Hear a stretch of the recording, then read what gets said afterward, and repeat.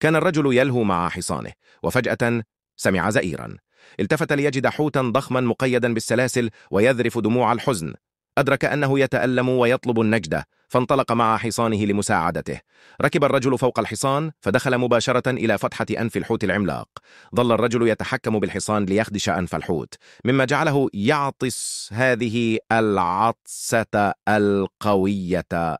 حررت الحوت من السلاسل وقذفت الرجل للخارج. ولشكر الرجل طلب الحوت من السلطعون أن يهديه خاتما سحريا.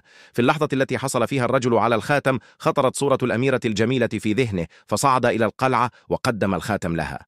لكن الملك الذي كان يراقب الأميرة رأى هذا، فأمر بالقبض على الرجل ودفعه في ماء مغلي. وعندما رأت الأميرة ذلك سارعت بإلقاء الخاتم السحري في الماء.